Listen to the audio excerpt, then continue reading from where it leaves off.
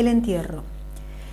La palabra entierro tiene dos acepciones opuestas, una positiva y la otra negativa, adquiriendo un significado absolutamente contrario según se refiera al acto de depositar en el subsuelo los restos de algún ser querido o secretamente odiado, minado por las úlceras o por el cáncer, o al descubrimiento de un fabuloso tesoro subterráneo.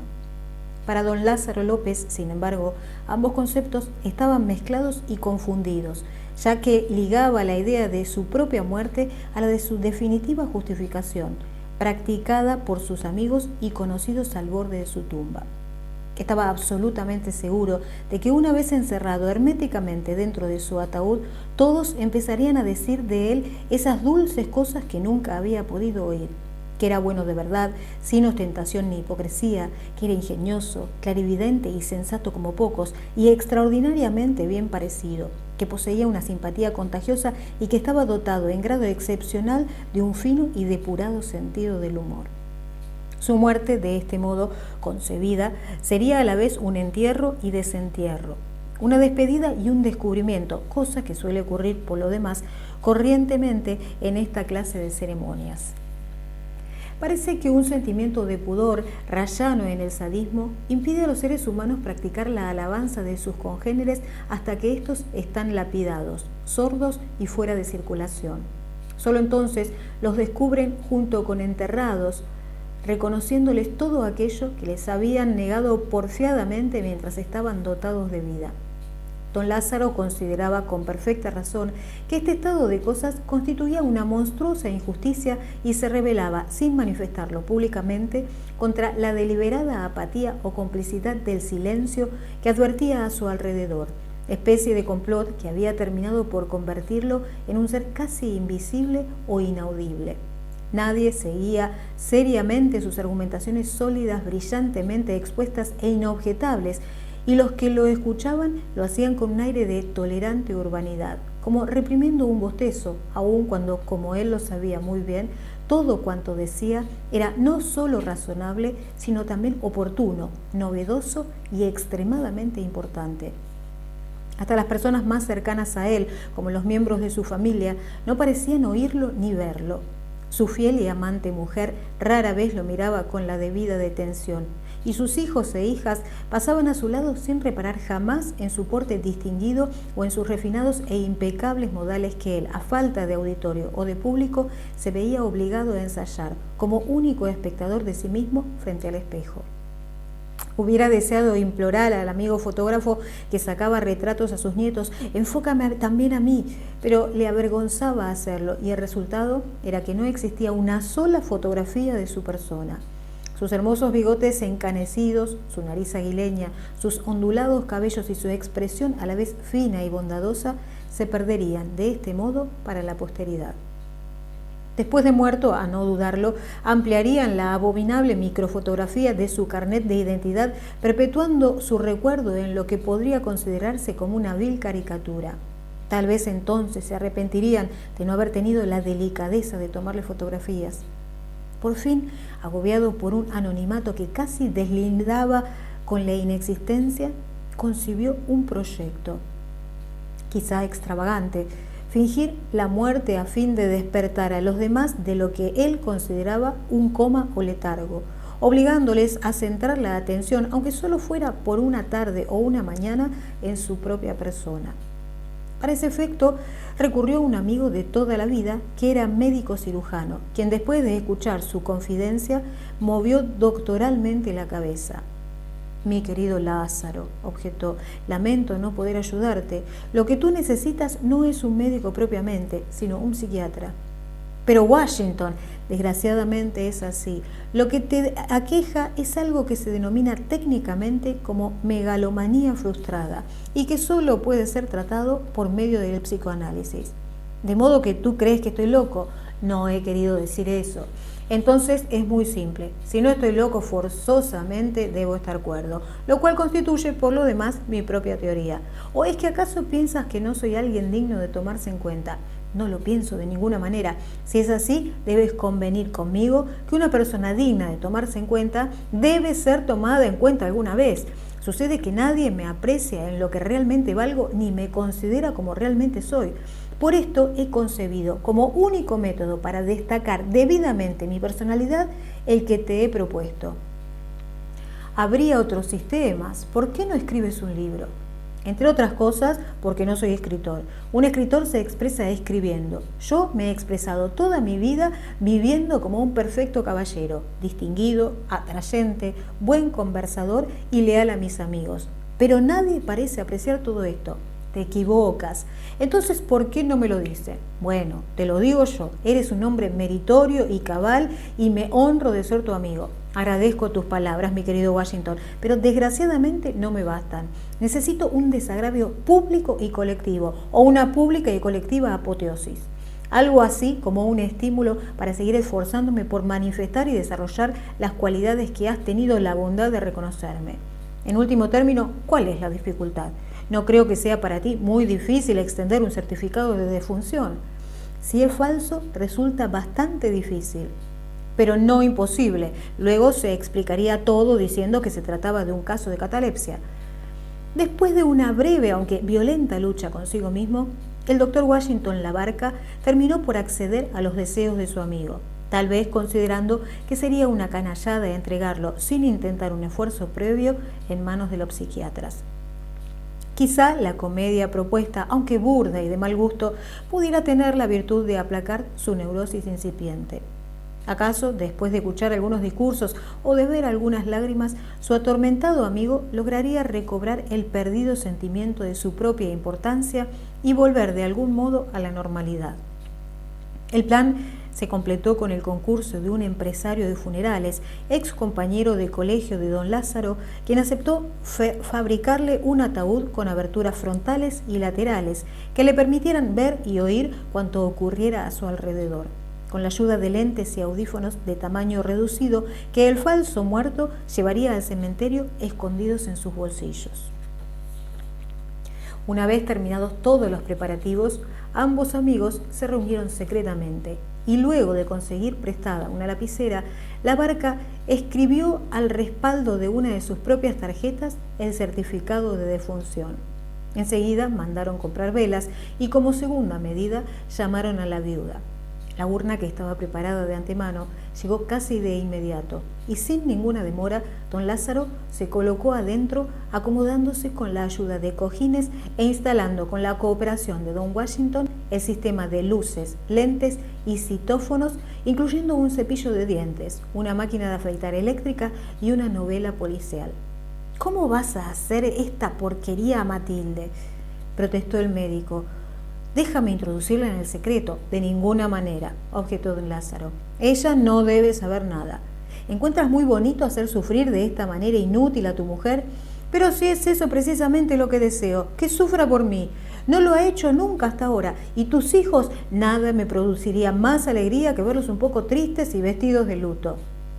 De este modo, don Lázaro López terminó por vencer las últimas resistencias y su amigo, el doctor Labarca, cerró por fin la tapa del ataúd disponiéndose, de muy mala gana, a propagar la noticia por teléfono. La comedia había empezado. En un principio, el muerto voluntario experimentó un vago sentimiento de terror y de ahogo. ¿No serían insuficientes los orificios consultados para su respiración? Resultaría verdaderamente espantoso que por un error de cálculo terminara muriéndose de verdad. Casi inmediatamente después que su amigo lo hubo encerrado, don Lázaro estuvo a punto de golpear para que lo dejara salir de nuevo. Poco a poco, sin embargo, concluyó por acostumbrarse y, pasado el primer nerviosismo, descubrió que respiraba, veía y escuchaba perfectamente bien. Demasiado bien, llegó a pensar al oír, mientras el cortejo avanzaba por el cementerio, las conversaciones de los acompañantes que caminaban cerca del féretro. Y en esta ocasión eran capaces de abandonar por un momento su cháchara habitual y conversar un poco siquiera acerca de su persona. Algunos hablaban en voz baja sobre política e incluso discutían disimuladamente. Otros se pasaban datos relativos a las últimas fluctuaciones de la bolsa de valores y no pocos reían en secreto contándose chistes. Lo más que oyó decir acerca de su muerte fueron algunas frases tremendamente pobres e inexpresivas como «¿quién lo hubiera pensado?» o «¡qué barbaridad!». Don Lázaro llegó a considerar que toda la molestia había resultado inútil, disponiéndose a resucitar en forma violenta e indignada cuando sorprendió por fin algunas lágrimas, las más inesperadas, y algunos sollozos, constatando que no pocas personas le tapaban los ojos y las narices con sus pañuelos. Había llegado el instante más emotivo de toda la ceremonia. El cortejo se había detenido y sus deudos más cercanos habían depositado el ataúd frente a la puerta del mausoleo de la familia. Una negra sospecha cruzó entonces por su muerte, como una flecha envenenada. ¿Acaso lo enterrarían así, en silencio, sin hacer ninguna especie de comentario? Su temor fue disipado al momento, sin embargo, cuando vio acercarse, emergiendo de la multitud, la imponente figura de don Félix Arrau, su antiguo compañero de estudios y actual candidato a la presidencia de la República en representación de los partidos de centro-derecha y centro-izquierda. Llevaba en la mano un inmaculado rollo de papeles escritos a máquina que contenían, a no dudarlo, las notas sobre el texto del anhelado discurso fúnebre. Don Félix se fue acercando lenta y solemnemente hasta colocarse a 2 pasos del señor López, la distancia más corta registrada entre ambos desde los tiempos de la universidad. Y desenvolviendo solemnemente sus papeles, dio comienzo a su intervención oratoria en medio de una general expectación. Su discurso fue, como todos los de Arrau, a la vez espectacular y novedoso. Haciendo caso omiso del público, se dirigió directamente al cadáver, entablando con él una misteriosa y emotiva conversación. «Lázaro», exclamó, «te has ido y no te has ido, porque el recuerdo de un amigo como tú no se borra fácilmente. Tu memoria insustituible vive y vivirá eternamente en el corazón de cuantos te hemos amado y respetado, y por qué no decirlo, de cuantos te hemos admirado, porque a pesar o tal vez precisamente en virtud de tu sencillez y tu modestia, fuiste en toda la acepción de la palabra un hombre superior. No puedo olvidar, ni creo que nadie que te haya conocido de cerca pueda hacerlo, la luminosa claridad y precisión de tu inteligencia, la infinita y generosa bondad de tu corazón, tu rara delicadeza y don de gentes, tu señorío, tu inmensa simpatía y tu espíritu incomparable». Al escuchar estas palabras, don Lázaro empezó a retorcerse violenta y voluptuosamente dentro de su cajón, al extremo de amenazar volcarlo. Un suave calor corría por su espina dorsal, produciéndole un dulce cosquilleo que invadía todo su cuerpo. Apretando con gran fuerza los audífonos contra sus orejas y los ojos contra las mirillas u orificios visuales, siguió con todos sus sentidos aquello que, más que un discurso, le parecía un océano de armonía o un baño de música. Don Félix seguía hablándole en un tono íntimo y confidencial, como si no hubiera habido nadie en el mundo fuera de ellos dos. ¿Recuerdas, querido amigo, nuestras inolvidables veladas cuando a veces en tu casa y otras en la mía estudiábamos derecho romano? Don Lázaro no parecía recordarlo muy bien, pero esto era un detalle desprovisto de toda importancia. ¿Recuerdas nuestras interminables discusiones acerca de la libertad, de la inmortalidad del alma, del habeas corpus o de la propiedad legítima o ilegítima de los bienes o instrumentos de producción? Ambos éramos entonces jóvenes, casi adolescentes. Vivíamos esa bella edad en que las ideas y los sentimientos parecen iluminados, como traspasados por una claridad inefable y maravillosa. Todo nos interesaba ilimitadamente, todo nos tocaba y nos hería o entusiasmaba hasta el éxtasis, y lo ambicionábamos todo. El mundo entero parecía demasiado pequeño para nosotros dos. Ha pasado mucho tiempo desde entonces, pero nunca he podido olvidar esa bella época, tan ligada para mí a tu indestructible memoria. De pronto, don Lázaro sintió que los ojos se le llenaban de lágrimas, nublándole la vista y mojando la madera del ataúd, y, fenómeno no tan poético, sintió que las narices se le taponaban, debido a una súbita afluencia de mucosidades impidiéndole respirar. Hubiera deseado sacar su pañuelo del bolsillo y sonarse, pero la estrechez de su prisión voluntaria le imposibilitaba ejecutar tan sencilla maniobra. En defensa de su vida, optó finalmente por recurrir a una práctica poco elegante, aunque salvadora, consistente en sorber fuertemente hacia adentro, tragándose, no sin disgusto, aquella viscosa sustancia que amenazaba con ahogarlo. Entretanto, don Félix Arrau seguía desarrollando su discurso. De lo particular había pasado ahora a lo general, aludiendo muy discretamente, como correspondía a un candidato a la presidencia, a la cosa pública, sin abandonar, por cierto, el tema de don Lázaro, quien había pasado a convertirse a esta altura de su alocución en algo así como el ciudadano modelo, ejemplo y arquetipo de todos los demás ciudadanos. Aun cuando no siempre coincidimos en nuestra apreciación de los fenómenos políticos, manteniéndonos en tiendas separadas y aún opuestas, nunca dejé de reconocer tu sinceridad y tu rectitud a toda prueba. Don Lázaro sintió impulsos de contradecirlo. ¿Cómo te equivocas? Hubiera querido gritarle desde el fondo del cajón. Yo nunca pertenecí a ningún partido y tus planteamientos siempre me han interesado profundamente. Desde luego puedes contar con mi voto incondicional para diciembre. Pero el orador, que no podía intuir sus secretos pensamientos, continuó aferrado al malentendido de que ambos habían sido adversarios en el campo de la política.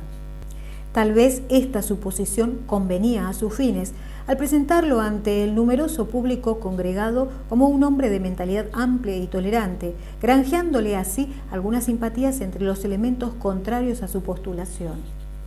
Luego se remontó a un plano de ideas aún más generales, elevando a su amigo a la categoría de símbolo permanente del hombre y de la humanidad, especie de Prometeo perseguido y encadenado por la envidia de los dioses. Citó a Dante y a Milton, y también, cosa frecuente entre los políticos, a Rudyard Kipling, terminando por recitar algunas estrofas de El Albatros de Baudelaire. Por fin, después de consultar su reloj en forma disimuladísima, decidió precipitar el clímax final de su discurso, recurriendo para este efecto a sus últimas y más efectivas armas oratorias, el balbuceo emocionado y la quiebra de la voz.